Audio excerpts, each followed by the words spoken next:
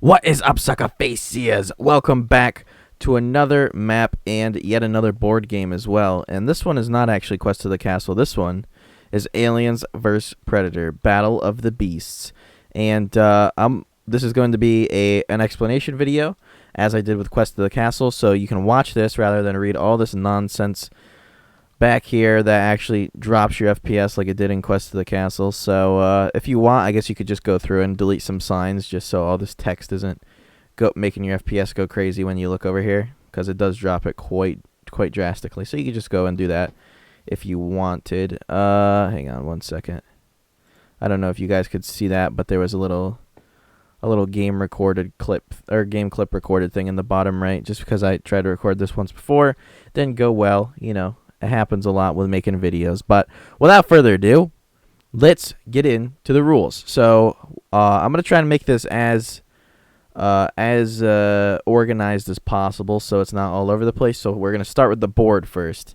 So we have our aliens, and all the way over here we have our predator. These are the spawn areas.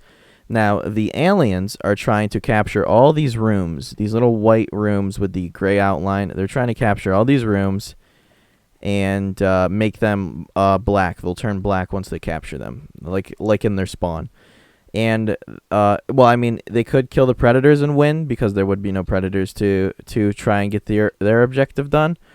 But that's their main objective, is to capture these rooms. And for the predators, their main objective is to destroy the nest, which is this main spawn area, this main black colored area. So they're trying to get all the way over here and destroy the nest. They can also win if they kill all the aliens, same as how the aliens act, or how the aliens can win as well. Now, each room has a couple different blocks in it, so let's actually get a room with all the blocks in it. So we've got a room here, and there is a coal block here, there's a chest here, and there's a wool here.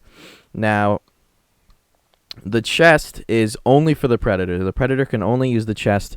Once they get in the room, they can use an action point, I will talk about that in a second, to open the chest and then loot it. The wool represents how many action points it takes for the aliens to capture the area, and the coal block is where the aliens will set their block to capture the area. Now, if we go over here, we can actually see that over here, this is the capturing sort of legend, I guess. So the white equals 1, the light gray equals 2, the dark gray equals 3, and the black equals 4. So that is how many action points it takes to capture the area. This one is the biggest, and it is black, so it is 4 action points to capture the area. And then once you have all 4 action points put into the area, you can set your block down here, and it will capture the area. And that's about it for all the different blocks.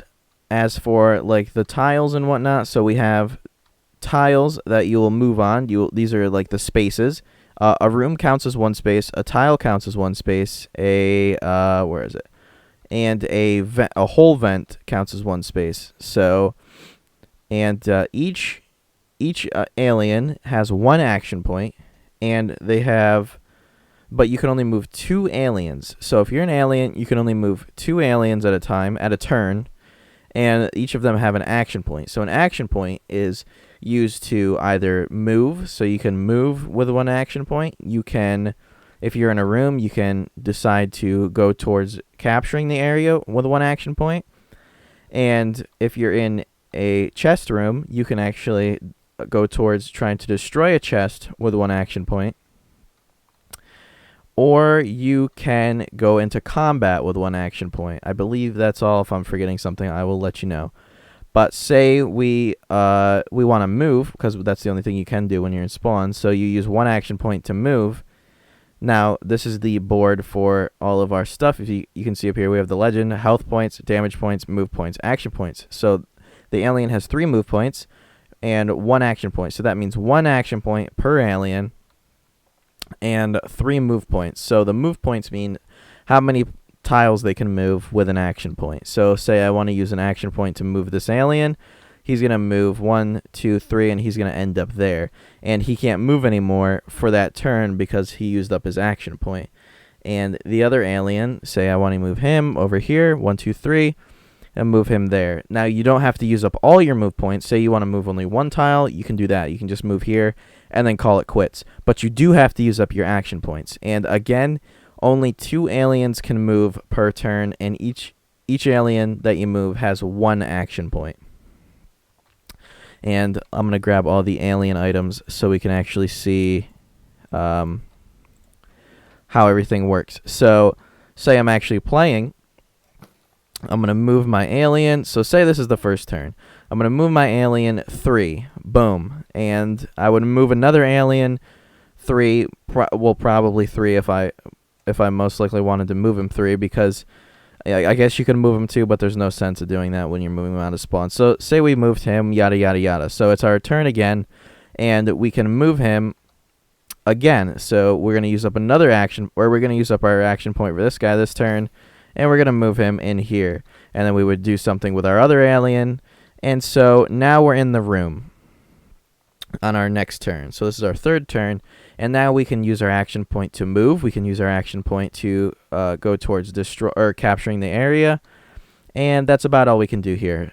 So say we want to use it towards capturing the area. We're going to put a block here. This is just a counter. So it says turn counter. So this is just going to count your turns so you can keep track. It's basically an easier way to keep track of things. So say you're on 3 action points for capturing this area, you can set 3 down and it'll just kind of keep track for you so you don't forget, so you don't have to write it down or something.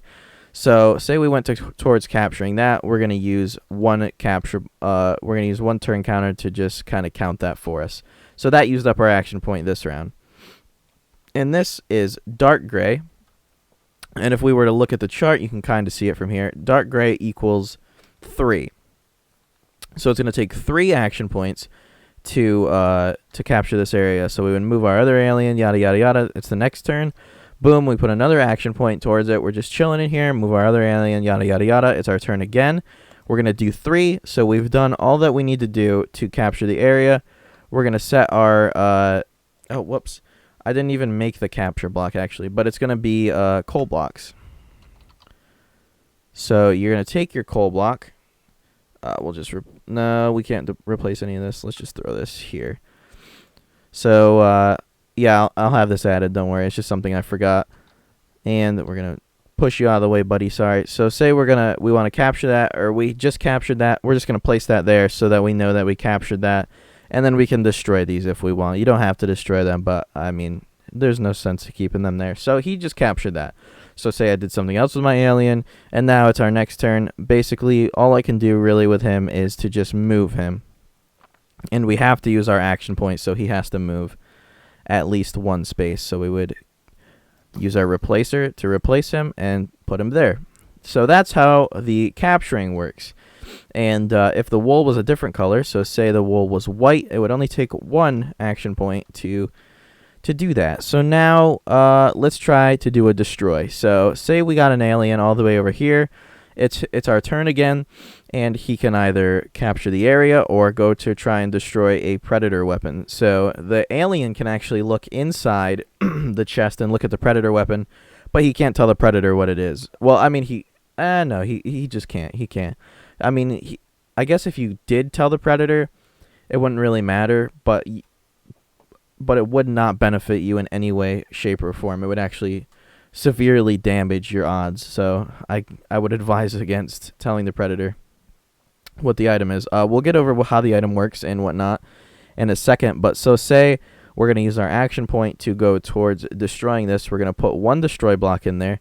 You might not have seen that I just put it in there, but I had 55 and now I have 54. So we just put 1 point towards it. Say it's our turn again. We moved our other alien, yada, yada, yada, yada, or did something with him. Boom, we're going to put another one in. Say it's our turn again. Boom, another one. Again, another one. And finally, again, another one. And now that is going to destroy the chest, and it's also going to pop out the item. So the item has been destroyed. I guess you can just kind of throw it away somewhere or just put it in your inventory. And the predator can now not get the item. So you just kind of saved yourself from getting hit with whatever weapon it is. And that's about it for what the alien can do. He's very simple. for moving around. That's just the action points and move points and whatnot. So let's take a look at his items. So his first item is the acid spit. The acid spit says acid spit 533. If you're wondering what the 533 is, you can come over here on the chart and you can take a look at the items tab or chart. So the items, it goes, the first number is damage, the second is range, and the third is uses. So if we take a look at it, it's 5 damage, 3 range, 3 uses. And this is kind of the way to give the alien a little bit of a ranged attack. So if so the damage is 5. The alien base damage is 7. As you can see there, damage points is red, 7. So if he were to battle the predator, let's just do the combat sort of instance right now. So say the predator, let me grab a predator egg so I can demonstrate this a little bit better. So say that the alien is here, the predator is here. They can battle right now because they are one away from each other. Now, say that the alien is here and the predator is here. They can also battle because they are right on top of each other. Now, say the alien is here and the predator is here. They cannot battle unless they're using a ranged weapon or an item that they have. They cannot just have a regular battle here with their regular damage stats. So let's take a look at the regular battle right now. So if we're regularly battling with no weapons, no items, we're just using our default predator, default alien. What we're going to do is we're just going to take a look at our chart. So our alien is 10 HP, our predator is 15 HP. That will come into play once whoever wins, and then the predator has 10 damage, the alien has 7 damage. That is base damage, so that is the damage that they will have in regular combat, not combat when they're using a weapon. So we have our die here. So say we take our die. So we're gonna say we're rolling for the alien. So we throw our die. I don't know if it'll roll. Yeah. You kind of usually have to like throw it up somewhere just in case because it needs to find the snowball for a second. So we rolled a 5. So we're gonna do 7 plus 5, 8, 9, 10, 11, 12. That's 12. And that's gonna be our overall attack for the alien. So now the predator has 10 attack. All he has to do is roll better than a 2, and he wins the battle. He rolled an 8, so he swamped the alien. So in a normal battle, the alien is going to only take 2 damage. So what we're going to do is we're going to take a health tag, and we're going to do HP, and his default health was 10, so we're going to put it down to 8. So his HP is 8. Now what I would recommend doing, so we'll just tag him with HP 8, and so we'll know how much HP this alien has. What I would recommend doing is making a health tag and just naming it HP and your base HP. So the base HP is 10 for an alien. So I would do HP 10 and just tag an alien every time you move him, just so you don't forget. So boom, his HP is 10. Just so we know, and I would do that for the rest. That's what I would recommend doing. You don't have to, but I would recommend that. So now that we saw the basic combat, now let's look at something with an item. So say our alien friend here, we're just going to say he's back up to full health. Say he uses the acid spit. So it's got 5 uses, 3 range, 5 damage, 3 range, 3 uses. So he can only use the acid spit at 3 range. So he has to be right here, 1, 2, 3, and then he can use the acid spit. Only at 3 range. He can't do it at 2 or 1 or 4 or 5. Has to be at 3. Now the only thing with the acid spit is that the damage, your base damage, goes from 7, which it is originally for the alien, down to 5. That's how the items work. So his acid spit is going to actually drop his base damage. And you might be thinking, well, what's the point of that? Why would you want that? The reason I threw the acid spit in is because when you're So look at the default range damage on the alien. It's 3. So say our predator here has the smart disc.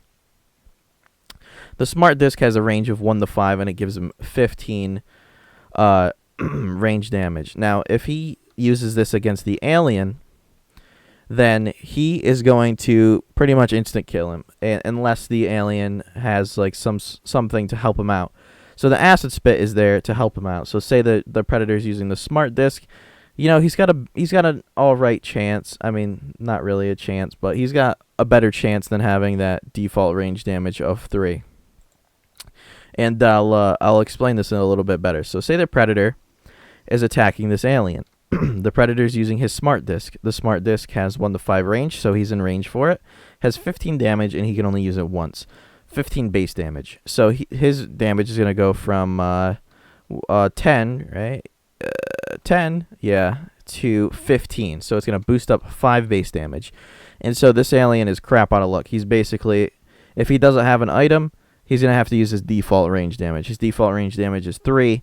So he's going to roll whatever, add it to that 3, whereas this predator's going to roll something and add it to a 15. So this alien's crap out of luck. But he does have his acid spit to help him out a little. So let's do this battle. So say this predator's using his smart disc, and then the alien decides, okay, I'm going to use my acid spit. We'll see how this goes. And so, oh, actually, I don't know if that's going to roll it. Oh, it did. Okay, so the predator only rolled a 1. But I think the smart disc, let's see. So the acid spit is a 5. So yeah, actually the alien can't even win this fight.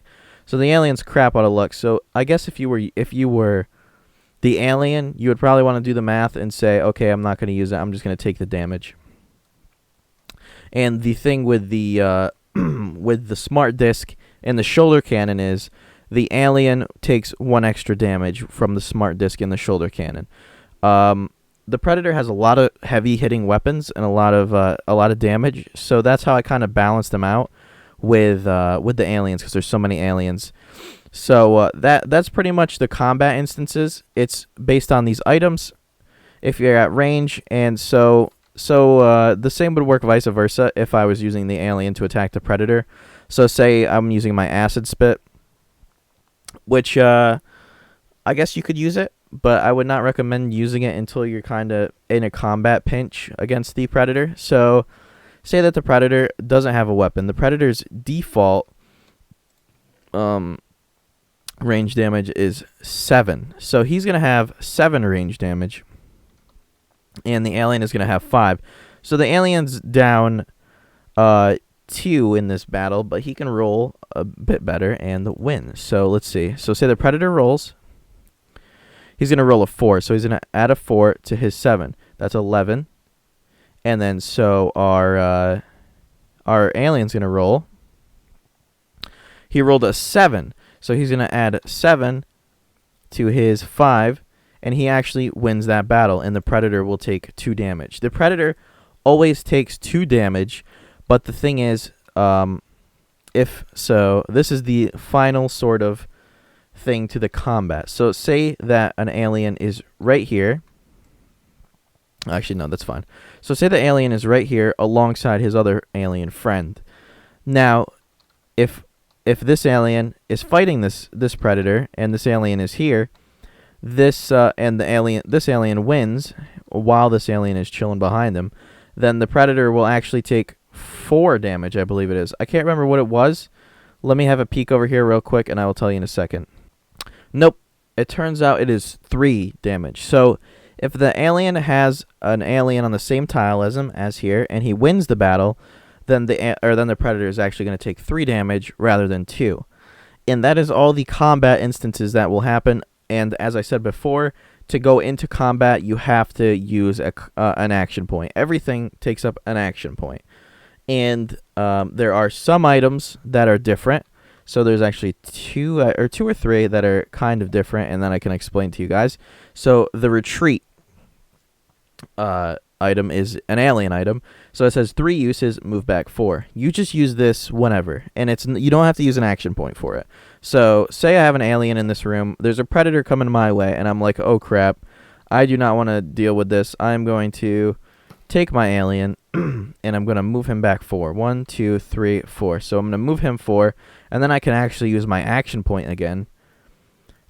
Not again, for the first time, because the retreat doesn't use an action point, and I can say, okay, now I'm going to move back 3, because I have 3 move points. And boom, I'm into this room, and I got the heck away from the predator, and that has 3 uses. And of course, when you're done using an item, pop it into the anvil, and just go, oops, I wasn't even on it. Just go to the uses, boom, throw it down 1. There you go. You got your updated item. And so that's that item. There's 2 items for the predator that are kind of different that I can explain. So first we have the laser trap. The laser trap is 13, 1 to 2, and 2. So that means 13 damage, 1 to 2 range, 2 uses. And these are the uses. These are the laser traps you get. It says laser trap must be set on a tile. It lasts 6 turns. So we're going to grab actually, let's throw these down here. We're going to grab our laser traps. Say we have a predator. Let me grab a predator real quick. Say we have a predator on this tile right here, and we just got our laser trap. Well, we wouldn't have gotten them because they're over there, but say we just got our laser trap from a chest, and we want to set it down somewhere. So it says our laser trap can be set down in a 1 to 2 range. So I can set it down right here, or I can set it set it down right here, excuse me. So say I want to set it down right here. We're going to set down our laser trap, and it's going to last 6 turns. Now, if the alien runs into the laser trap, which may happen if you kind of push back an alien as a predator, it might be a smart thing to do. And the alien might actually want to hit the laser trap at times, just so we can avoid a crazy attack from a smart disc or a shoulder cannon or something. So the laser trap is going to do 13 damage, and it's going to have 2 uses. And the 2 uses are by the laser trap 1 and the laser trap 2. So if you set down your laser trap 2, that's going to use up its other use. Now the 13 damage comes into play if the alien runs into it. So if they run into it, the 13 damage you're going to roll. So you add that 8 to the 13, and then the alien, using just his regular, what is it, 7? Yeah, 7 damage he's going to roll, and he's going to add 2 to his 7, and then that's going to be the battle for the laser trap. If he wins, then the laser trap's destroyed. But if he loses, the laser trap it stays, and the alien takes damage, and the alien is going to have to figure out what to do next. So, of course, again, you can count the laser trap by using these turn counters. And those are just emerald blocks. But you can, so say you've had it down for 4 turns, or it's your 4th turn, and it's been down for 3 turns. You're going to pop another one on there just so you can count it. And just so the other player, it's kind of a nice little thing for the other players as well, because the other player would like to know how long it's been there. So try not to cheat. Try not to cheap out on that. Our predator's jumping up and down here. And that's how the laser trap works. Pretty simple.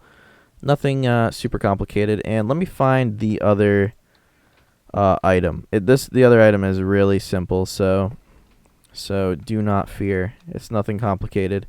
Right here, it's the net gun.